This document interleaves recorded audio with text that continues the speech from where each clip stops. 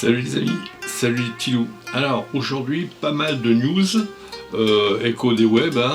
Alors je prends mes petites notes. Il y a une faille de sécurité sur les lumières Philips Hue, H-U-E. Ceux qui en ont doivent savoir comment ça s'écrit. Une faille de sécurité, à savoir, je sais plus qui, a pris le contrôle de ces lampes et a pu rentrer dans un réseau où ces lampes étaient branchées et a pu faire s'éteindre la chaîne stéréo, etc., etc. Donc il y a une mise à jour à faire. Alors si vous ne voulez pas avoir des problèmes, je vous invite à prendre des mesures de sécurité et télécharger la mise à jour pour les Philips Hue. Autre news, on parle beaucoup de YouTube en ce moment et du chiffre d'affaires qu'ils font. Alors non pas le bénéfice, mais le chiffre d'affaires de 15 milliards de dollars. Alors, chiffre d'affaires ne veut pas dire bénéfice. Apparemment, ils ont beaucoup de dépenses et des bruits courraient parce que bon, ils n'ont pas annoncé quoi que ce soit comme chiffre. Il paraîtrait qu'il n'aurait que, entre guillemets, que 1 milliard de bénéfices. Sachant qu'avec la bourse qui est, comment dirais-je, un peu tatillonne, parce qu'on leur avait promis 20 milliards de chiffre d'affaires, ils n'en font que 15, donc effectivement, il faut réévaluer la valeur de l'entreprise YouTube. Donc raison pour laquelle il y a des fluctuations. Autre chiffre, Google, la maison mère de YouTube, a fait 40,5 milliards de chiffre d'affaires. Comme on donne qu'un dixième, ça m'ira bien. Autre news, alors les casques audio bondissent et passent devant les smartphones, qui seraient, entre guillemets, selon l'agence bien connue JFK, l'agence de sondage. JFK a fait un sondage et a fait un bilan. Alors à prendre avec des pincettes, je veux dire que le désamour des smartphones, bon, les smartphones se vendent encore très bien. C'est vrai qu'à un moment donné, quand on a un smartphone depuis 1 ou 2 ans, s'il fonctionne bien, on ne va pas changer pour le dernier iPhone par exemple, qui coûte un bras et une jambe. Je veux dire, j'ai vu les chiffres dernièrement des smartphones, enfin milieu de gamme.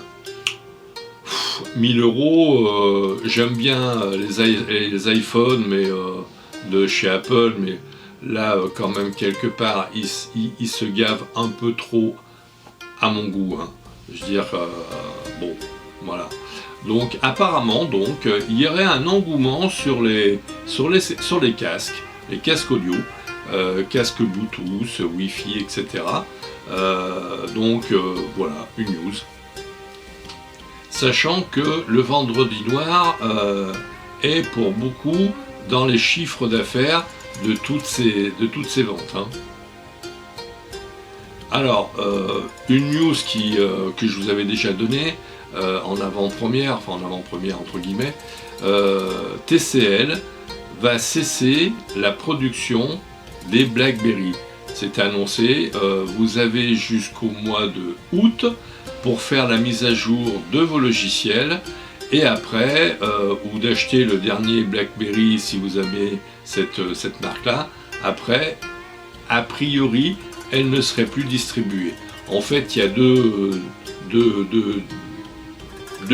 productions, celle des logiciels, toujours détenue par BlackBerry, et par les Chinois, ce serait la production du matériel, donc du smartphone.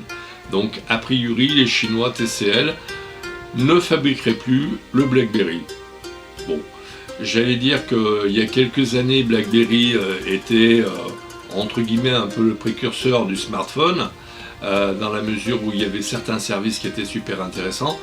Maintenant, avec la sortie des smartphones, donc des téléphones intelligents, le créneau où était perché BlackBerry, eh bien, a été grignoté et s'est érodé au fil des années pour devenir une part congrue du marché et même maintenant pour disparaître. Alors, une news qui va dans la continuité des smartphones. Alors donc là, je vais devoir lire mon petit graphique. En général, les mobiles se changent tous les 20 mois. Mais c'est surtout les jeunes qui changent de smartphone régulièrement. Plus on avance dans l'âge et moins on change de smartphone. Toujours d'après JFK. Alors une petite news sur la sécurité, parce que je suis assez branché sécurité. Un virus a contaminé près d'un Mac sur 10 depuis 2010. Comme quoi les Mac ne sont pas exempts de virus. C'est vrai qu'il est plus difficile de se faire verrouiller avec un Mac, mais c'est pas impossible. Si vous êtes un peu nunuche et que vous faites tout et n'importe quoi, comme j'en ai vu mes sessionnaires qui me disaient « Ah bon, et pourquoi je ne dois pas faire ça ?» Bah oui, si on ouvre un mail, alors sous Windows, vous ouvrez un mail, la pièce jointe, c'est un auto-exécutable et donc ça s'ouvre automatiquement. Sur un Mac, ça ne s'ouvre pas automatiquement. Il faut une action volontaire pour ouvrir la pièce jointe. Ceci dit, il y a tellement de gens qui sont un peu nunuches qui vont aller ouvrir tout et n'importe quoi, du style la perception de votre ville vous doit des sous. Veuillez ouvrir la pièce jointe pour savoir de quoi il en retourne. Bah non, les impôts, ils n'ont pas besoin de vous envoyer un mail, ils le font, vous voyez ce que je veux dire. Donc il ne faut pas être stupide aussi, faut raisonner un petit peu, faut réfléchir avec son cerveau, bref. Donc faites attention quand vous recevez des mails, n'ouvrez pas n'importe quoi. Si c'est un mail de quelqu'un que vous ne connaissez pas, eh bien vous n'ouvrez pas, point. Et j'ai la même personne qui m'a dit « Ah ben oui, mais bon, si j'ouvre pas, comment je sais ce qu'elle veut me dire ?» Bah, si elle a quelque chose à vous dire, elle vous le dit directement, elle ne vous demande pas d'aller cliquer sur des boutons pour aller retrouver ailleurs, pour pouvoir avoir votre réponse. Moi, je ne sais pas, quand j'envoie un mail à quelqu'un, même si je ne la connais pas, par exemple un sessionnaire qui est venu à une de mes sessions et qui me demande de lui envoyer un mail, par exemple, pour avoir un PDF de la sortie que j'ai faite, eh bien, je lui envoie un mail en disant 6 juin PDF concernant la sortie. Donc il y a un motif. Mais quand on vous dit veuillez cliquer sur la pièce jointe pour savoir de quoi elle en retourne, non. Enfin, faut arrêter d'être con, quoi. Hein. Donc, vente, autre news, la vente par Havas de sa filière controversée. Le PDG, vous savez, là, à un moment donné, il y a eu une polémique pour Avast, dont une de ses filiales vendait les données récupérées par l'antivirus. Vous connaissez le dicton, si c'est pas payant, c'est toi le produit. À réfléchir. Hein. Donc, il a présenté toutes ses excuses sur la vente des données. En fait, c'est pas des données, c'est un profil. Hein. C'est pas non plus Monsieur Tartampion qui habite telle rue, à tel numéro, tel étage, a fait ceci, a fait cela. Non, c'est l'IP temps, quand elle est allée sur Internet, a vu avec Google, je sais pas, un chocolatier, et puis a fait une commande par Internet d'une boîte de chocolat. Voilà, c'est de ce type-là d'informations qui a été vendue. Alors, maintenant, il paraît que Facebook peut gérer les données collectées par les sites tiers. Ouais, enfin bon, moi qui suis un peu geek quand même, j'ai été sur le site de Facebook pour essayer de voir de quoi il en retournait. Eh bien, avec un tuto enfin fait par Facebook, hein, j'ai suivi ses indications. C'est pas simple, hein. Je veux dire qu'effectivement, ça fait partie de l'arsenal qui est proposé par Facebook. Mais à un moment donné, quand vous n'avez pas sur la page d'accueil, si vous souhaitez supprimer toutes les publicités, veuillez cliquer ici. Non, c'est pas comme ça. Il faut aller cliquer sur un bouton qui vous dit d'aller ailleurs, qui vous dit de faire ceci, qui vous dit de faire cela. C'est pas très simple, hein. Honnêtement, ah oui, si, ils l'ont fait, hein. Ah bah, nous on l'a fait, hein. Maintenant, il n'y a que les gens, ils n'ont qu'à faire. Ouais, bien sûr.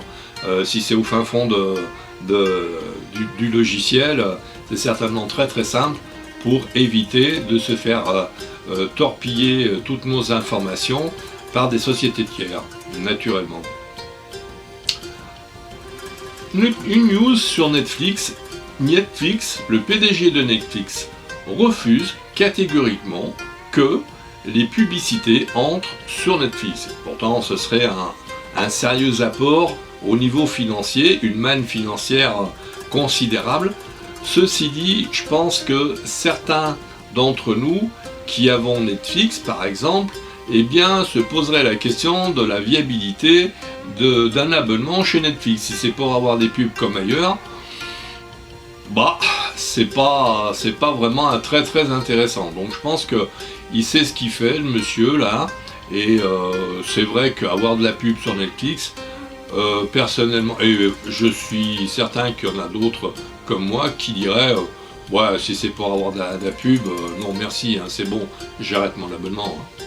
Alors une news sur le coronavirus, vous ne risquez rien en ouvrant un paquet qui vient de Chine, parce que le virus aura largement le temps de mourir, parce qu'il faut un support humide, alors sauf des conditions exceptionnellement favorables pour le virus, vous ne risquez rien à ouvrir un paquet qui vient de Chine, hein. Ça je vous rassure. Eh bien les amis, c'était tout, enfin ce qui est déjà pas mal, j'espère ne pas avoir été trop long, j'ai été un peu speed quand même. Si vous avez aimé, vous likez, vous partagez, vous vous abonnez. Alors pour vous abonner, c'est le petit rectangle rouge, hein, bien sûr. Pour dire que vous aimez, c'est pour liker, c'est le petit pouce bleu en l'air. Et puis abonnez-vous, faites abonner et partagez cette vidéo sans aucun problème. Je vous dis à très vite et puis merci de votre écoute.